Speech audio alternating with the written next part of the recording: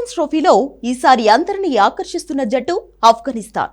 గత కొంతకాలంగా పరిమిత ఓవర్ల ఫార్మాట్లలో అద్భుతంగా రాణిస్తూ ఛాంపియన్స్ ట్రోఫీకి క్వాలిఫై అయింది. విండీస్ శ్రీలంకలను వెనక్కి నెట్టి మరీ ఈ మెగా టోర్నీకి అర్హత సాధించింది. ఈ టోర్నమెంట్లో ఆడేందుకు అన్ని అర్హతలు ఉన్న జట్టుగా ఆఫ్ఘనిస్తాన్ పేరే చెబుతున్నారు. దీనికి కారణాలు లేకపోలేదు. గత 2 ఐసీసీ ప్రపంచ కప్లలో సంచలన విజయాలతో ఆ జట్టు దుమ్మురేపింది. 2023 వన్డే ప్రపంచ కప్ తో పాటు 2024 టీ20 వరల్డ్ కప్ లోనూ పెద్ద జట్లకు షాక్ ఇచ్చింది. వన్డే వరల్డ్ కప్ లో ఇంగ్లాండ్, పాకిస్తాన్, శ్రీలంక జట్లపై సంచలన విజయాలు సాధించింది. అలాగే టీ20 వరల్డ్ కప్ లో న్యూజిలాండ్, ఆస్ట్రేలియా, బంగ్లాదేశ్ జట్లపై గెలిచి సెమీస్ కు క్వాలిఫై అయింది.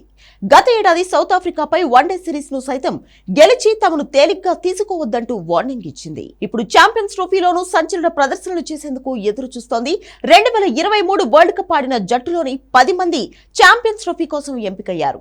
ఈ జట్టుకు కెప్టెన్ గా హష్మతుల్లా షాహిదీ ఎంపికయ్యాడు. మెగా టోర్నీలో షాహిదీకి డిప్యూటీగా రహ్మద్ షా వ్యవహరించనున్నాడు. గాయం నుంచి పూర్తిగా కోలుకున్న స్టార్ ఆటగాడు ఇబ్రహీం జద్రాన్ కూడా చోటు దక్కించుకున్నాడు. మిస్టర్ స్పిన్నర్ గజన్ఫర్ గాయంతో దూరమైన రషీద్ ఖాన్ ఆఫ్ఘనిస్తాన్ ప్రధాన స్పిన్ అస్త్రంగా చెప్పవచ్చు. అలాగే ఆల్రౌండర్ మహ్మద్ నబీ అనుభవం కూడా ఆ జట్టుకు అడ్వాంటేజ్. మెగా టోర్నీలో ఆఫ్ఘనిస్తాన్ గ్రూప్ బి లో ఉంది. ఈ గ్రూప్ లో ఆస్ట్రేలియా, ఇంగ్లాండ్, సౌత్ ఆఫ్రికా లాంటి పెద్ద జట్లు ఉన్నాయి.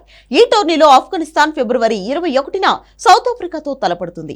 తర్వాత ఇంగ్లాండ్, ఆస్ట్రేలియా జట్లను ఢీకొనబోతున్న ఆఫ్ఘనిస్తాన్ సంచలనాలు సృష్టించే అవకాశం ఉందని పలువురు అంచనా వేస్తున్నారు.